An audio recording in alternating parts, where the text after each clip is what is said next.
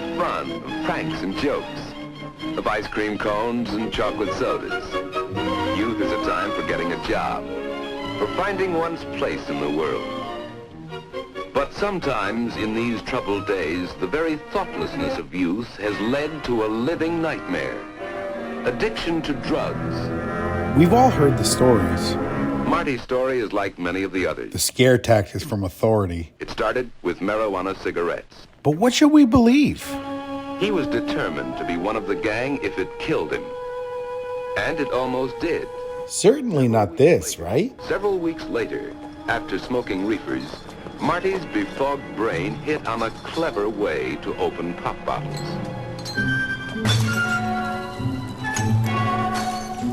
Later, Stan went to the hospital for swallowing broken glass.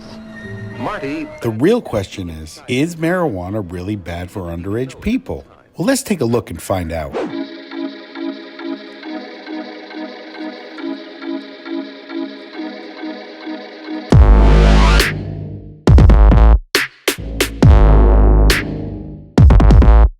It seems like everywhere you turn these days, some celebrity is smoking weed, or some company is pushing its use, selling an image. But what aren't they telling us? Some celebrities are starting to push against this. I really think that this is something that I've made a big turn over the last few years. I don't think marijuana is as safe as I used to think it is. But why?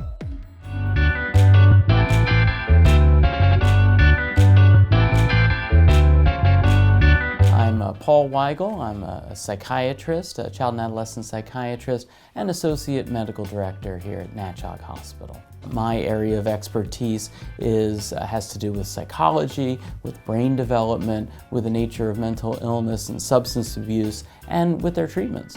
The idea that weed is now considered to be a medicinal substance can be a little confusing, but the truth is the use of weed for people under 21 just has different effects than the use of weed for people over 21, because the brain actually is at its largest in terms of number of neurons, number of brain cells when you're born. And throughout development, it goes through a process called pruning, where basically the tracts of the brain, the parts of the brain that you use the most are really sort of reinforced. So introducing a foreign substance like cannabis, like weed, can alter that process, particularly with the areas of cognition and memory. So intelligence and IQ are adversely affected to the extent where it's roughly an IQ point per year of cannabis use, and that loss does not seem like it can be recovered. So the idea that weed is a safer choice is a little misleading.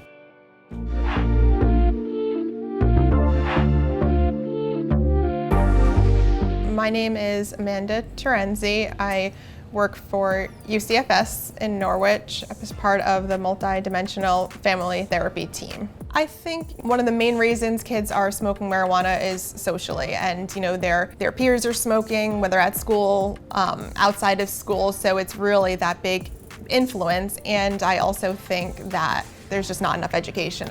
Marijuana can definitely amplify mental health symptoms. In a lot of cases that we see, it can amplify anxiety symptoms, depressive symptoms, and it can have long-term effects if you're smoking from a young age. It is easy to get the false impression that weed is safe and it's safe and harmless fun. But for teenagers, for many teenagers, it can really cause great problems and impairment in their life. A lot of adolescents we see say, it's just weed, not a substance, no big deal. But, for an adolescent whose brain is still developing, it's not just weed. It can have long-term lasting effects on the brain and their overall development. Usually, in general, any substance that really changes how you feel in a positive way in the short term, right away, is more likely to cause the opposite effect over time. A lot of times, adolescents, where they're getting their marijuana is off the streets.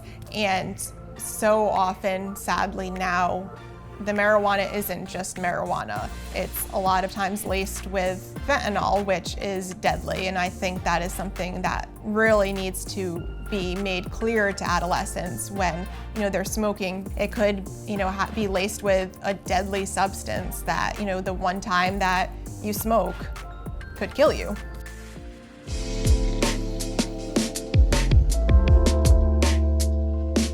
I think a lot of times kids don't feel comfortable going to adults because they feel judged, or they feel that what they're doing is wrong, or they'll get in trouble. Kids who are interested in talking more about their own use or their potential to use, oftentimes it's very helpful to talk with a counselor. In terms of resources, I think utilizing guidance counselors, school social workers, resources that you could go to talk to if you are feeling pressured, or even if you have smoked once or twice and you're like, okay, this isn't for me, I want to stop. Just feeling comfortable and not worrying about stigma or judgment if you go to talk to someone, to be able to kind of work through what you're feeling.